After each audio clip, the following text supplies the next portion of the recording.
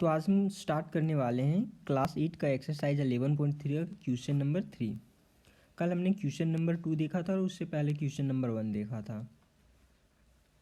आज हम question number 3 देखने वाले हैं। क्वेश्चन नंबर 3 में बोल रहा है एक ऐसे घन की भुजा ज्ञात कीजिए जिसका पृष्ठीय क्षेत्रफल 600 सेंटीमीटर स्क्वायर है। यहाँ पे हमें एक घन दिया हुआ है जिसका पृष्ठीय क्षेत्रफल पहले से बता रखा है 600 सेंटीमीटर स्क्वायर। अब हमें उसकी भुजा ज्ञात करनी है। इसका जो पृष्ठीय क्षेत्रफल है 600 सेंटीमीटर स्क्वायर है, तो इसकी ये भुजा, ये जिसे ये का मतलब होता है भुजा, इसका वैल्यू ज्ञात करना है।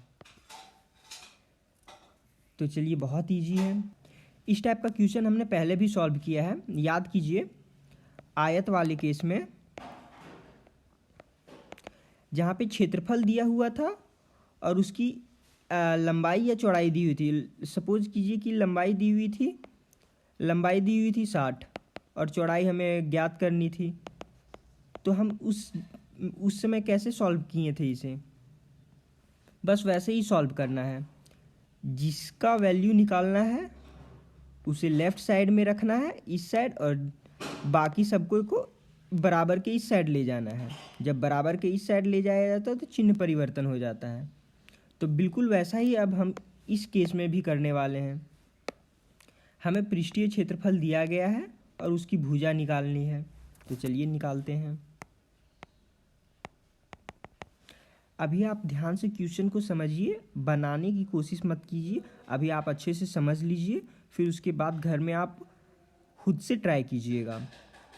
और कहीं पे आपको डाउट आता है तो मैंने पीडीएफ इस सॉल्यूशन का पीडीएफ दे दिया डिस्क्रिप्शन बॉक्स में, आप एक बार ज़रूर चेक कर लेना।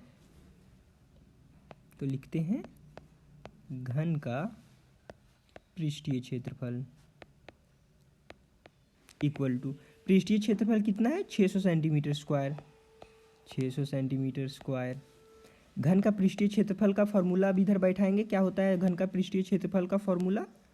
6 ये स्क्वायर, या तो भुजा स्क्वायर आप बोल सकते हो, जहाँ ये का वैल्यू आपको मैंने बताया कि ये का मतलब है भुजा। तो यदि आप इसे वैसे लिखोगे तो 6 इंटू भुजा स्क्वायर हो जाएगी। हमने भी यहाँ पे यही लिखा है 6 ये स्क्वायर इक्वल टू, आप दोनों तरीके से लिख सकते, ऐसे भी लिख सकते हो, ऐसे भी लिख सकते हो, कोई प्रॉब्लम नहीं है, 600। अब आगे देखते हैं।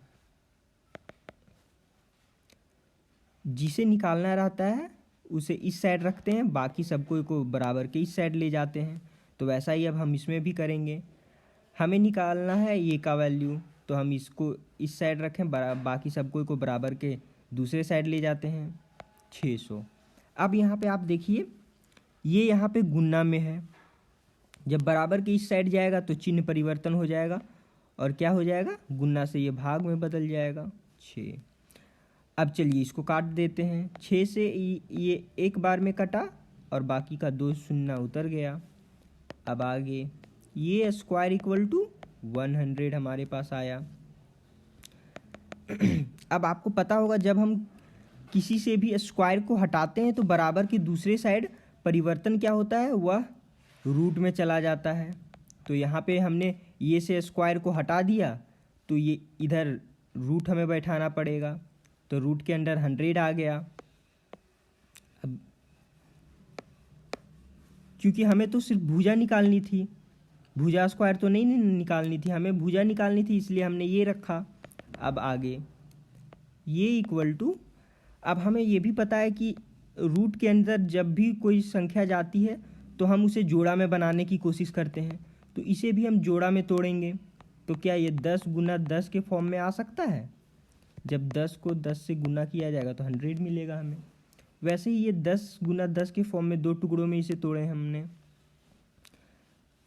अब ये इसका कितना जोड़ा बना? एक जोड़ा।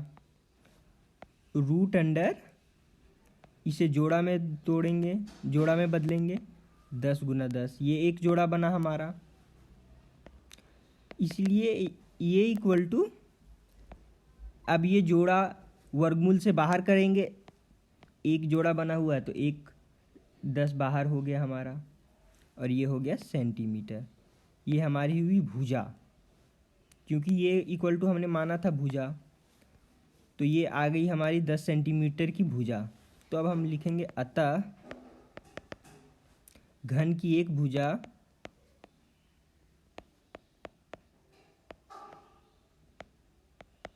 10 सेंटीमीटर की है। तो आज के लिए इतना ही, कल देखेंगे अगला क्वेश्चन। Thank you.